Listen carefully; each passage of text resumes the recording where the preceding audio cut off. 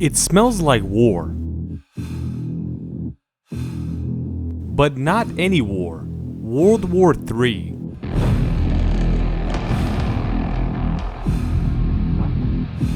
After Russia attacking Ukraine and threatening the safety of Europe, a lot of experts say that there is a chance of World War III. They say in their analysis that what kind of war this will be, which countries are involved, and how the world looks. One of these analyses is by the UK newspaper Express, and the other one is an Israeli newspaper called Haaretz. In this video, we're gonna say their analysis in a video form.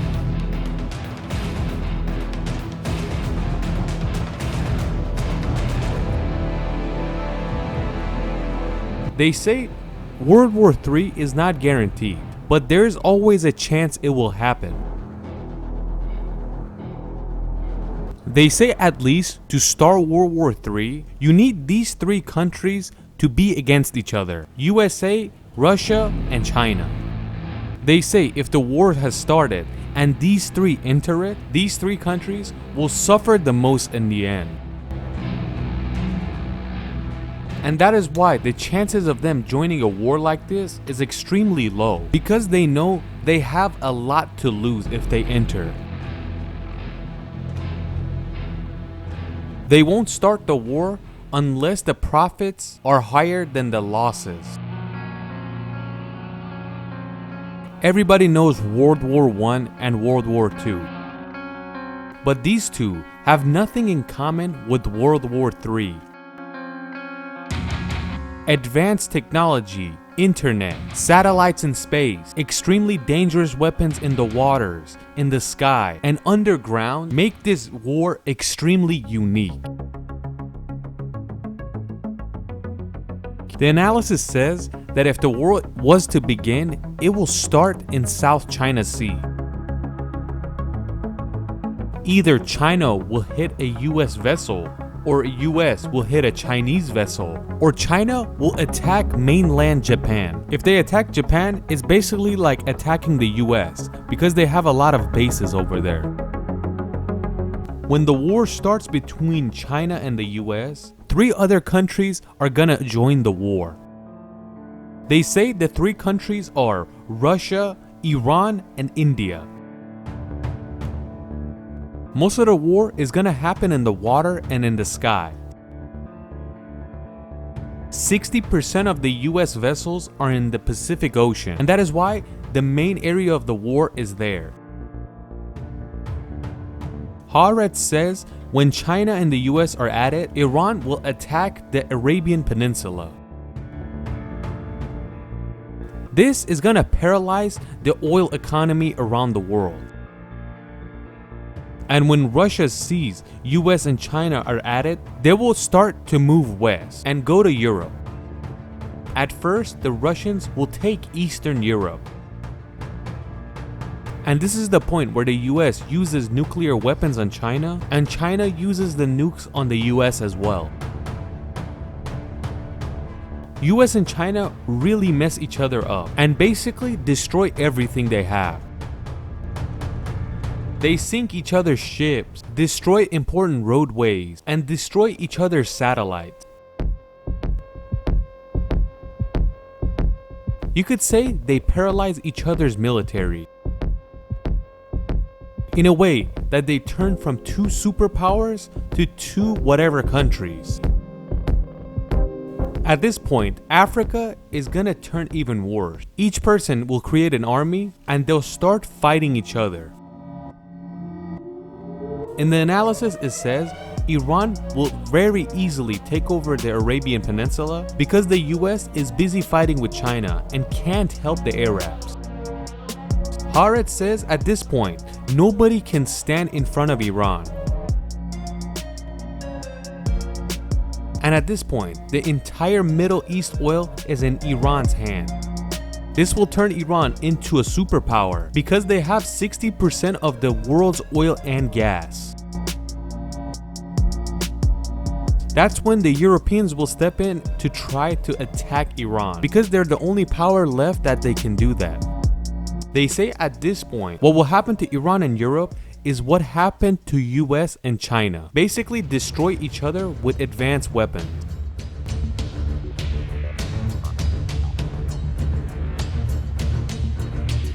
At this point, the whole world is in shambles. Europe is destroyed. Russia is destroyed.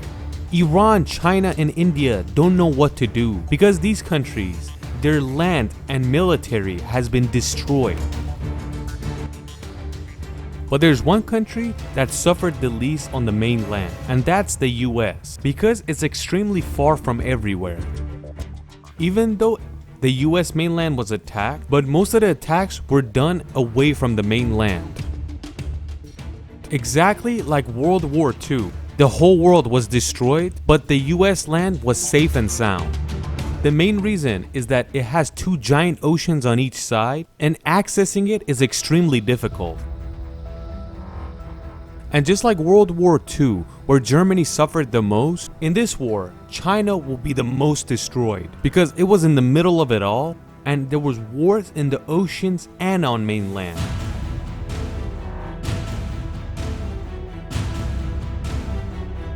Attacking with nukes towards China is a lot easier than attacking the US because India is a US ally and they also launch missiles from that land too. The analysis says most of the nukes that will explode will be on China's land. All this war causes the world economy to collapse because two of the richest countries basically destroyed each other, especially China that suffered the most damage out of every country, and China's industry is basically destroyed. So you have no access to new cell phones anymore. But at this point, nobody's gonna care about cell phones or electronic because you would kill for some bread or some food.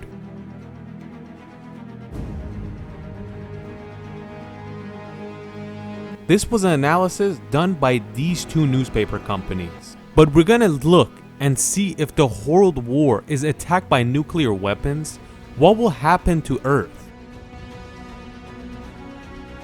If US and China want to attack each other with nuclear weapons, US's job is a lot easier because it will start attacking from the Pacific. But China's job is a lot more difficult because they have to launch from a lot farther and there's a chance that it will be deflected mid-air. But there's a high chance China will attack huge cities in the US. Russia will side with China in this war and attack Europe. Europe will attack with the French and UK missiles, and the Russians will attack with their own nuclear warheads.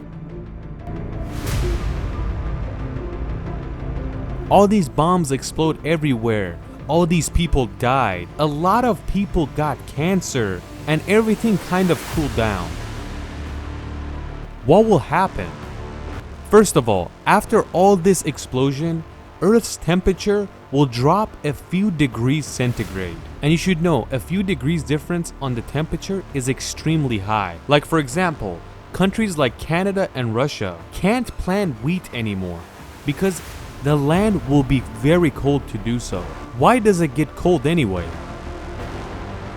Because all the smoke and debris caused by the nuclear weapons goes into higher orbit and cause a thick dark smoke to cover the sun, and it won't allow the sunlight to pass through and shine on land. And when the sunlight is weakened, the heat goes down and the cold causes mass starvation to happen. After this war, hundreds of millions of people will die the first month. The ones that died could be considered lucky because the radiation that's covered around Earth causes nuclear acid rain to happen that basically makes all the living things suffer a slow death.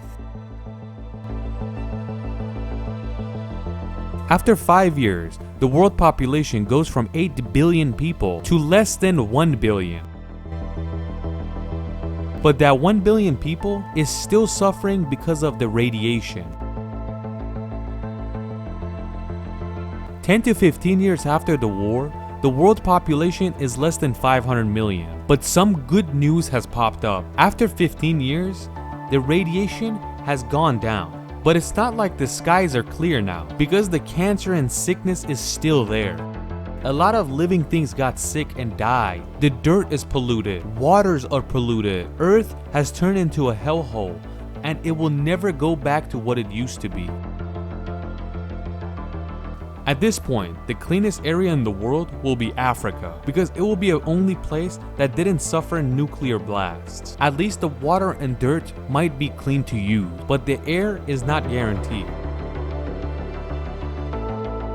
Einstein says, "I don't know what weapons will be used in World War III, but what I know is World War IV will be fought with sticks and stones."